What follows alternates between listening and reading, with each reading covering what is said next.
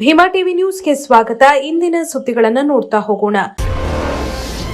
ಪ್ರಧಾನಮಂತ್ರಿ ನರೇಂದ್ರ ಮೋದಿ ಅವರು ಮಂಗಳೂರಿನ ಗೋಲ್ಡ್ ಪಿಂಚ್ ಮೈದಾನದಲ್ಲಿ ನವಮಂಗಳೂರು ಬಂದರು ಪ್ರಾಧಿಕಾರ ಹಾಗೂ ಎಂಆರ್ಪಿಎಲ್ ವತಿಯಿಂದ ಕೈಗೊಳ್ಳಲಾಗಿರುವ 3,800 ಕೋಟಿ ರೂಪಾಯಿಗಳ ಹೆಚ್ಚಿನ ವಿವಿಧ ಯೋಜನೆಗಳನ್ನು ಲೋಕಾರ್ಪಣೆ ಮಾಡಿದ್ರು ಹಾಗೂ ಹಲವು ಯೋಜನೆಗಳಿಗೆ ಶಂಕುಸ್ಥಾಪನೆ ನೆರವೇರಿಸಿದ್ರು. ರಾಜ್ಯಪಾಲರಾದ ತಾವರ್ಚಂದ್ ಗೆಹ್ಲೋಟ್, ಮುಖ್ಯಮಂತ್ರಿ ಬಸವರಾಜ ಬೊಮ್ಮಾಯಿ, ಕೇಂದ್ರ ಸಚಿವರಾದ ಪ್ರಹ್ಲಾದ್ ಜೋಶಿ, ಸಂಸದೆ ಶೋಭಾ ಕರಂದ್ಲಾಜೆ, ಜಿಲ್ಲಾ ಉಸ್ತುವಾರಿ ಸಚಿವರಾದ ವಿ ಸುನೀಲ್ ಕುಮಾರ್, ಸಂಸದರಾದ ನಳಿನ್ ಕುಮಾರ್ ಕಟೀಲ್, ಕೇಂದ್ರದ ಜಲಸಾರಿಗೆ ಸಚಿವರಾದ ಸರ್ಬಾನಂದ ಸೋನೋವಾಲ್ ಸೇರಿದಂತೆ ಅನೇಕರು ಉಪಸ್ಥಿತರಿದ್ದರು.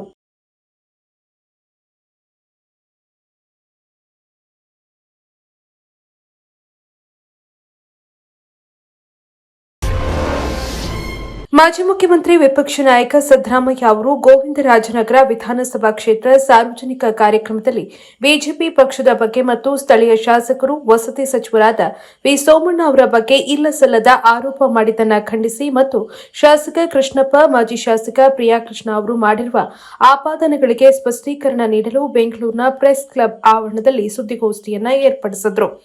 ಕರ್ನಾಟಕದ ಕುರುಬರ ಸಂಘದ ಬೆಂಗಳೂರಿನ ನಿರ್ದೇಶಕರಾದ ಟಿವಿ ಬಳಗಾವಿ, ಕುರುಬ ಸಮುದಾಯದ ಮುಖಂಡರು, ಮಾಜಿ ಮಹಾನಗರ ಪಾಲಿಕೆ ಸದಸ್ಯರಾದ ಡಾ ಎಸ್ ರಾಜು, ರಾಮಪ್ಪ, ಕುರುಬ ಸಮುದಾಯದ ಬಿಜೆಪಿ ಮುಖಂಡರಾದ ಸಿದ್ದಾರ್ಥ ಮತ್ತು ಗೋವಿಂದರಾಜು ಮಂಡಲ ಬಿಜೆಪಿ ಅಧ್ಯಕ್ಷರಾದ ವಿಶ್ವನಾಥ್ ಗೌಡ ಸೇರಿದಂತೆ ಅನೇಕರು ಭಾಗವಹಿಸಿದ್ರು. ಈ ವೇಳೆ ಮಾತನಾಡಿದ ಅವರು, ಕುರುಬ ಸಂಘದ ನಿರ್ದೇಶಕರಾದ ಟಿವಿ ಬಳಗಾವಿರವರು, ವಸತಿ ಸಚಿವ ವಿ ಸೋಮಣ್ಣ ಅವರು ಸರ್ವಧರ್ಮ ಜಾತಿಯನ್ನು ಸಮಾನವಾಗಿ ಕಾಣುವ ಜಾತ್ಯತೀತ ನಾಯಕರು. ಮಹಾನಗರ ಪಾಲಿಕೆ ಸದಸ್ಯರಾಗಿ ಎಲ್ಲಾ ಜಾತಿ ಸಮುದಾಯದವರಿಗೆ ಅವಕಾಶ ಮಾಡಿಕೊಟ್ಟಿದ್ದಾರೆ ಎಂದರು. ಗೋವಿಂದನಗರದಲ್ಲಿ ಕಾಂಗ್ರೆಸ್ ಸಭೆಯಲ್ಲಿ ಮಾಜಿ ಮುಖ್ಯಮಂತ್ರಿ ಸಿದ್ದರಾಮಯ್ಯನವರ ಅಧ್ಯಕ್ಷತೆಯಲ್ಲಿರತಕ್ಕಂಥ ಸಭೆಯಲ್ಲಿ ಮಾನ್ಯ ವಸತಿ ಸಚಿವರು, ವಿಜಯನಗರ ಹಾಗೂ ಗೋವಿಂದನಗರದ ಶಾಸಕರಾಗಿ ಹಲವಾರು ಬಾರಿ ಶಾಸಕರಾಗಿ 5-6 ಬಾರಿ ಶಾಸಕರಾಗಿ 3-4 ಬಾರಿ ನಗರ ಪಾಲಿಕೆ ಸದಸ್ಯರಾಗಿ ಕಳೆದ 40-45 ವರ್ಷಗಳಿಂದ ಜನರ ಸೇವೆ, ತಮ್ಮ ಜನರ ಸೇವೆ ರೀತಿಯಲ್ಲಿ ಸೇವೆ ಮಾಡ್ತಕ್ಕಂಥ ನಮ್ಮೆಲ್ಲ ಹಿರಿಯ ನಾಯಕರಾದಂಥ ಶ್ರೀಯುತ ವಿ ಸೋಮಣ್ಣನವರ ಬಗ್ಗೆ ಇಲ್ಲಸಲ್ಲದ ಅಪವಾದ ಮಾಡಿ ಏನು ಇವತ್ತು ಗೋವಿಂದನಗರದಲ್ಲಿ ನಡೆತಕ್ಕಂಥ ಹಲವಾರು ಕಾಮಗಾರಿಗಳಿರ್ಬೋದು, ಕೆಲಸಗಳಿರ್ಬೋದು, ಜನ ಮನ್ನಣೆ ಪಡೆದಂಥ ವಿಚಾರಗಳಿರ್ಬೋದು, ಇದೆಲ್ಲವನ್ನ ಸಾಕ್ಷೀಭೂತರಾದಂಥ ಶ್ರೀ ವಿ ಸೋಮಣ್ಣ ಅವರು ಮಾಡಿದಂಥ ಕೆಲಸಗಳಿಗೆ ನಮ್ಮದೇ ನಾವು ಮಾಡಿದ್ದು ರೀತಿಯಲ್ಲಿ ಒಂದು ಅಪವಾದ ಶುರು ಮಾಡಿ ಮೂವರು ಸಾರಿಗೆ ನೌಕರರ ಆತ್ಮಹತ್ಯೆಯ ನೈತಿಕ ಹೊಣೆ ಹೊತ್ತು ರಾಜ್ಯ ಸಾರಿಗೆ ಸಚಿವ ಸ್ಥಾನಕ್ಕೆ ಶ್ರೀರಾಮುಲು ಅವರು ರಾಜೀನಾಮೆ ನೀಡಬೇಕು ಅಂತ ಆಮ್ ಆದ್ಮಿ ಪಾರ್ಟಿಯ ರಾಜ್ಯ ಉಪಾಧ್ಯಕ್ಷ ಹಾಗೂ ನಿವೃತ್ತ ಐಎಎಸ್ ಅಧಿಕಾರಿ ಭಾಸ್ಕರ್ ರಾವ್ ಆಗ್ರಹಿಸಿದ್ದಾರೆ. ಆಮ್ ಆದ್ಮಿ ಪಾರ್ಟಿಯ ರಾಜ್ಯ ಕಚೇರಿಯಲ್ಲಿ ಸುದ್ದಿಗೋಷ್ಠಿ ಉದ್ದೇಶಿಸಿ ಮಾತನಾಡಿದ ಅವರು, ಸಾರಿಗೆ ಸಚಿವ ಶ್ರೀರಾಮುಲು ಅಧಿಕಾರಾವಧಿಯಲ್ಲಿ ಸಾರಿಗೆ ಇಲಾಖೆಯಲ್ಲಿ ಭ್ರಷ್ಟಾಚಾರ ಮತ್ತು ಅಕ್ರಮ ಚಟುವಟಿಕೆಗಳು ಮಿತಿ ಮೀರಿವೆ. ಇಲಾಖೆಯ ಉನ್ನತ ಅಧಿಕಾರಿಗಳು ನೌಕರರಿಗೆ ನಿರಂತರವಾಗಿ ಕಿರುಕುಳ ನೀಡುತ್ತಿದ್ದಾರೆ. ಸರ್ಕಾರವು ಅಗತ್ಯ ಸೌಲಭ್ಯಗಳನ್ನು ಕಲ್ಪಿಸದೆ ಸಾರಿಗೆ ನೌಕರರನ್ನ ಶತ್ರುಗಳಂತೆ ಕಾಣುತ್ತಿದೆ. ನೌಕರರ ಹಿತ ಕಾಪಾಡುವಲ್ಲಿ ವಿಫಲರಾದ ಶ್ರೀರಾಮುಲು ಅವರು ತಕ್ಷಣವೇ ರಾಜೀನಾಮೆ ನೀಡಿ ಆ ಸ್ಥಾನಕ್ಕೆ ಸಮರ್ಥರು ನೇಮಕಗೊಂಡ್ರೆ ಇಲಾಖೆಯಲ್ಲಿನ ಸಾಲು ಸಾಲು ಸಮಸ್ಯೆಗಳು ಬಗೆಹರಿಯಲಿವೆ ಎಂದರು. ಅದರಿಂದ ಒಳಗಾಗಿ ಬಹಳ ಜನ ಅವ್ರ ಸಾವು ಕೂಡ ಆಗ್ತಾ ಇದೆ. ಮತ್ತೆ ಈ ಡ್ಯೂಟಿ ಕೊಡೋದರಲ್ಲಿ ಈ ಡಿಪೋ ಮ್ಯಾನೇಜರ್ಗಳ ಕಿರುಕುಳದಿಂದ ಒಂದಿಷ್ಟು ಆತ್ಮಹತ್ಯೆಗಳು, ಅವಮಾನಗಳು ಕೂಡ ಅವ್ರು ಸಹಿಸಬೇಕಾಗಿದೆ. ಮತ್ತು ಎಲ್ಲಕ್ಕಿಂತ ಮುಖ್ಯವಾಗಿ ಏನು ಭ್ರಷ್ಟಾಚಾರ ಇದೆಲ್ಲ ಸಂಸ್ಥೆಗಳಲ್ಲಿ, ಆ ಭ್ರಷ್ಟಾಚಾರದಿಂದನೇ ನಿಮ್ಮ CPKM ಮೇಲಿದೆ, EPKM ಕೆಳಗಿದೆ. ಯಾವಾಗಲೂ EPKM ಮೇಲಿದ್ದು CPKM ಕೆಳಗಿದ್ರೇ ನಿಮಗೆ ಲಾಭ ಆಗುತ್ತೆ. ಇದೇ ಸಂಸ್ಥೆ ಒಳಗೆ ನಾನು ಸಹ ಕೆಲಸ ಮಾಡಿದ್ದೀನಿ. 4 ಸಂಸ್ಥೆಯಲ್ಲಿ ಕೂಡ ಡೈರೆಕ್ಟರ್ ಕೆಲಸ ಮಾಡಿದ್ದೀನಿ. ನಮ್ಮ ಸಮಯದಲ್ಲಿ ಲಾಭದಲ್ಲಿ ನಡೆದಿದೆ. BMTC ಸಿಬ್ಬಂದಿ ವರ್ಗದವ್ರಿಗೆ ಹೊರ ರಾಷ್ಟ್ರಗಳಿಗೆ ನಾವು ಕೊಟ್ಟು ಕಳಿಸ್ತಾ ಇದ್ವಿ, ಅಲ್ಲಿ ಸಾರಿಗೆ ವ್ಯವಸ್ಥೆ ನೋಡಕ್ಕೆ. ಬಗ್ಗೆ ನಾವು ಕಳೆದ 4 ವರ್ಷಗಳಿಂದಲೂ ಸಹ ಹೋರಾಟ ಬಂದಿದ್ದೀವಿ. ಆಮ್ ಆದ್ಮಿ ಪಾರ್ಟಿಯವರು ಅವರು ಎಲ್ಲಿವರೆಗೂ ನಮ್ಗೆ ಅಧಿಕಾರ ಇರ್ಲಿ ಇಲ್ಲದೆ ಇರಲಿ, ನಾವು BMTC KSRTC ನೌಕರರೊಂದಿಗೆ ನಮ್ಮ ಪಾರ್ಟಿ ಇರೋ ತನಕನೂ ನಾವು ಅವರ ಜೊತೆಯಲ್ಲೇ ಹೋರಾಟ ಮಾಡ್ಲಿಕ್ಕೆ ಸಿದ್ಧ ಇದ್ದೀವಿ. ಯಾವುದೇ ಎಲೆಕ್ಷನ್ಗೋಸ್ಕರ ನಾವು ಬಂದಿಲ್ಲ. ನಾವು ನಿಮ್ಮ ಒಂದು ಅನ್ಯಾಯವನ್ನು ನೋಡ್ತಾ ಇದ್ದೀವಿ. ಒಬ್ಬ ಸಂಸ್ಥೆಯ ಸಿಬ್ಬಂದಿಗೆ ಸಾಂತ್ವನ ಕೊಡ್ಲಿಕ್ಕೆ ನೀವು ಅಲ್ಲಿರುವಂತ ಸಿಬ್ಬಂದಿಗಳು ಬರೋದನ್ನ ತಡಿತೀರಾ? MD ಅವರು ಸ್ಪಾಟ್ಗೆ ಹೋಗಿ ಅವರನ್ನ ಒಂದು ಸಾಂತ್ವನ ನೀಡೋದ್ರಲ್ಲಿ, ಆ ಕುಟುಂಬಕ್ಕೆ ಸಾಂತ್ವನ ನೀಡೋದ್ರಲ್ಲಿ ನೀವು ತಡೆ ಹಿಡಿದಿದ್ದೀರಾ. ಕೇವಲ ನಿಮ್ಮ ರಾಜಕೀಯ ಬೇಳೆ ಬೇಯಿಸ್ಕೊಳ್ಳಿಕ್ಕೋಸ್ಕರ ಅವತ್ತಿನ ದಿನ ಇಡೀ ದಿನ ಒಬ್ರು ಪಾರ್ಥಿವ ಶರೀರವನ್ನು ಇಟ್ಕೊಂಡು ಸಂಸಾರದವರು ಗೋಳಾಡೋದಕ್ಕೆ ನೀವೇ ಕಾರಣರಾಗಿದ್ದೀರಾ. ಅದಕ್ಕೋಸ್ಕರ ನಿಮ್ಮ ನೇರವಾಗಿ ಆಮ್ ಆದ್ಮಿ ಪಾರ್ಟಿ ಇವತ್ತು ನಿಮ್ಮ ರಾಜೀನಾಮೆಯನ್ನ ಕೇಳ್ತಾ ಇದ್ದೀವಿ. ಒಬ್ಬ ಈಶ್ವರಪ್ಪನವರು ಒಬ್ಬರು ಏನು ಡೆತ್ ನೋಟ್ ಬರೆದ್ಬಿಟ್ಟು ಅವರ ಕಾರ್ಯಕರ್ತರು ತೀರ್ಕೊಂಡು ಹೋದಾಗ ಅವರು ರಾಜೀನಾಮೆ ಕೊಟ್ಟಿದ್ರು. ಅದೇ ಮಾದರಿಯಲ್ಲಿ ಶ್ರೀರಾಮುಲು ಅವರೇ ಮತ್ತೆ ನಂದೀಶ್ ರೆಡ್ಡಿ ಅವರೇ ಈ 3 ಸಾವಿಗೂ ನೀವು ಕಾರಣರಾಗಿದ್ದೀರಾ. ನೀವು ರಾಜೀನಾಮೆ ನೀಡಲೇಬೇಕು ಅಂತ ಆಮ್ ಆದ್ಮಿ ಪಾರ್ಟಿ ಮುರುಘಾ ಶ್ರೀಗಳ ಬಂಧನ ವಿಚಾರಕ್ಕೆ ಸಂಬಂಧಪಟ್ಟಂತೆ ಮಾಜಿ ಸಿಎಂ ಎಚ್ಡಿ ಕುಮಾರಸ್ವಾಮಿ ಪ್ರತಿಕ್ರಿಯಿಸಿದ್ದಾರೆ. ಇದು ನ್ಯಾಚುರಲ್ ಪ್ರಕ್ರಿಯೆ. ಸರ್ಕಾರ ಜವಾಬ್ದಾರಿಯುತವಾಗಿ ಕಾನೂನಾತ್ಮಕವಾಗಿ ನಿರ್ಧಾರ ತೆಗೆದುಕೊಂಡಿದೆ. ಈ ರೀತಿಯ ಘಟನೆ ನಡೆಯಬಾರದಿತ್ತು ಅನ್ನೋದು ನನ್ನ ಅಭಿಪ್ರಾಯ. ಇದರಲ್ಲಿ ಕೆಲವು ಸೂಕ್ಷ್ಮ ವಿಚಾರಗಳಿವೆ. ನಾವು ನಮ್ಮದೇ ಆದ ಆಚಾರ ವಿಚಾರಗಳನ್ನು ಅಳವಡಿಸಿಕೊಂಡು ಬಂದಿರುವವರು. ಹಾಗಾಗಿ ನಾನು ಚರ್ಚೆ ಮಾಡದೇ ಇರುವುದು ಸೂಕ್ತವಲ್ಲ ಎಂದಿದ್ದಾರೆ. ಅದು ನ್ಯಾಚುರಲ್ ಕೋರ್ಸ್ನಲ್ಲಿ ಸರ್ಕಾರ ಜವಾಬ್ದಾರಿಯುತವಾಗಿ ಏನು ತೀರ್ಮಾನಗಳು ಮಾಡಬೇಕು ಕಾನೂನು ಅದು ಪ್ರೋಸೆಸ್ ಅವರು ಮಾಡಬೇಕಾಗಿದೆ. ಈ ರೀತಿಯ ಘಟನೆ ನಡೀಬಾರ್ದಾಗಿತ್ತು ಅನ್ನೋದು ನನ್ನ ಅಭಿಪ್ರಾಯ. ಇವೆಲ್ಲ ಕೆಲವು ಸೆನ್ಸಿಟಿವ್ ವಿಷಯಗಳಿದೆ. ಮೊದಲೇ ನಮ್ಮ ರಾಜ್ಯ ಒಂದು ರೀತಿಯ ಒಂದು ಭಾವನಾತ್ಮಕವಾದಂಥ ವಿಷಯಗಳಲ್ಲಿ ನಾವು ನಮ್ಮದೇ ಆದಂಥ ಒಂದು ಆಚಾರ ವಿಚಾರಗಳನ್ನು ಅಳವಡಿಸ್ಕೊಂಡು ಬಂದಿರಬೇಕಂತೇಳಿ. ಅದರಿಂದ ಇಂಥ ಇಶ್ಯೂಗಳ ಬಗ್ಗೆ ನಾನು ಚರ್ಚೆ ಮಾಡದೇ ಇರತಕ್ಕಂಥದ್ದು ಸೂಕ್ತ ನನ್ನ ಅಭಿಪ್ರಾಯ.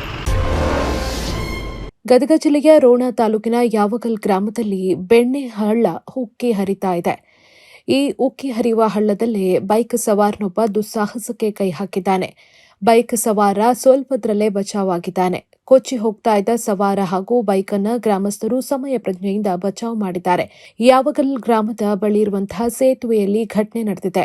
ಬೆಣ್ಣೆ ಹಳ್ಳದ ಅಬ್ಬರಕ್ಕೆ ಸಂಪೂರ್ಣ ಸೇತುವೆ ಮುಳುಗಿದೆ. ಇದರಿಂದ ರೋಣ ನರಗುಂದ ಸಂಪರ್ಕ ಕಡಿತವಾಗಿದೆ. ತುಂಬಿ ಹರಿಯುವ ಸೇತುವೆ ಮೇಲೆ ವಾಹನ ಸಂಚಾರ ನಡೀತಾ ಇದ್ದು, ವಾಹನ ಸವಾರರು ದುಸ್ಸಾಹಸಕ್ಕೆ ಕೈ ಹಾಕುತ್ತಿದ್ದಾರೆ.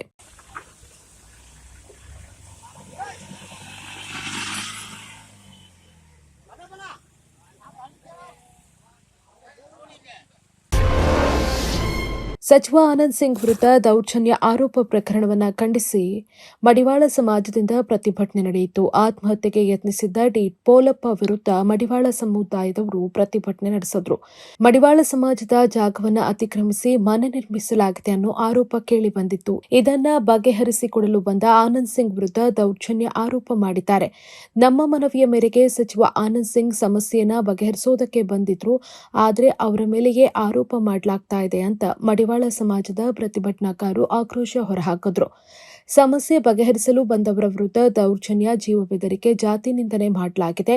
ದೂರುದಾರ ಪೋಲಪ್ಪ ಆರೋಪ ನಿರಾಧಾರ ಅಂತ ಆಕ್ರೋಶ ವ್ಯಕ್ತಪಡಿಸಿದ್ರು. ಮಡಿವಾಳ ಸಮಾಜಕ್ಕೆ ಸೇರಿದ ಜಾಗವನ್ನ ಬಿಟ್ಟುಕೊಡಬೇಕು ಅಂತ ಒತ್ತಾಯಿಸಿದ್ರು. ಹೊಸಪೇಟೆಯ ಅಂಬೇಡ್ಕರ್ ಸರ್ಕಲ್ನಿಂದ ಡಿಸಿ ಕಚೇರಿವರೆಗೆ ಪ್ರತಿಭಟನಾ ಮೆರವಣಿಗೆ ಸಾಗಿತು.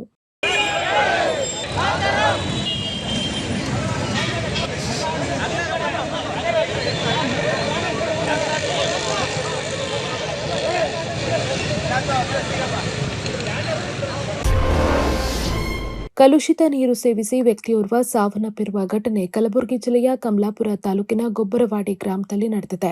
ಸಾಯಿಬಣ್ಣ ಭಜಂತ್ರಿ ಮೃತ ವ್ಯಕ್ತಿ ಕಳೆದ 2 ದಿನದಿಂದ ಅವರು ವಾಂತಿ ಭೇದಿಯಿಂದ ಬಳಲ್ತಾ ಇದ್ರು.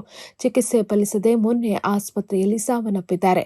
ಗ್ರಾಮದಲ್ಲಿ ಕಲುಷಿತ ನೀರು ಸೇವಿಸಿ ಇನ್ನೂ 5 ಅಸ್ವಸ್ಥರಾಗಿದ್ದು ಸ್ಥಳೀಯ ಆಸ್ಪತ್ರೆಗೆ ದಾಖಲಿಸಲಾಗಿದೆ. ಗ್ರಾಮದಲ್ಲಿ ಬಹುತೇಕ ಜಲಮೂಲಗಳು ಕಲುಷಿತವಾಗಿವೆ.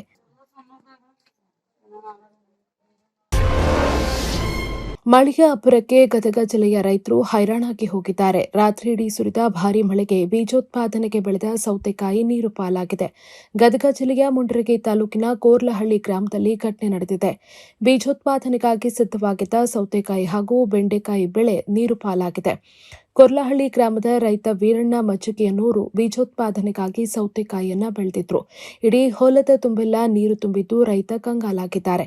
ಲಕ್ಷಾಂತರ ರೂಪಾಯಿ ಖರ್ಚು ಮಾಡಿ ಬೀಜೋತ್ಪಾದನೆ ಮಾಡುತ್ತಿದ್ದ ರೈತನ ಗೋಳಾಟ ಹೇಳತೀರದಾಗಿದೆ. ಅಧಿಕಾರಿಗಳು ಸ್ಥಳಕ್ಕೆ ಭೇಟಿ ನೀಡಿ ಪರಿಹಾರ ನೀಡಬೇಕು ಅಂತ ಆಗ್ರಹಿಸಿದ್ದಾರೆ.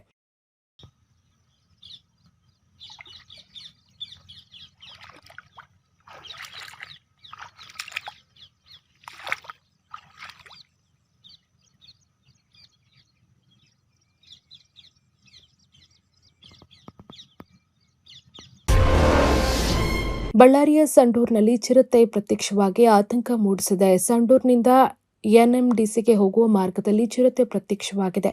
ಗಣಿಗಾರಿಕೆ ಕಡಿಮೆಯಾದ ಬಳಿಕ ಚಿರತೆಯ ಓಡಾಟ ಹೆಚ್ಚಾಗಿದೆ. ಎನ್ಎಂಡಿಸಿ ನಿವಾಸಿಗಳು ಸದ್ಯ ಆತಂಕದಲ್ಲಿ ದಿನದೂಡುವಂತಾಗಿದೆ. ಚಿರತೆ ಸೆರೆ ಹಿಡಿಯುವಂತೆ ಆಗ್ರಹಿಸಿದ್ದಾರೆ. ಮಳೆ ಹೆಚ್ಚಾದ ಹಿನ್ನೆಲೆಯಲ್ಲಿ ಸಂಪೂರ್ಣ ಸಂಡೂರಿನ ಅರಣ್ಯ ಪ್ರದೇಶ ಹಸಿರುಮಯವಾಗಿದೆ.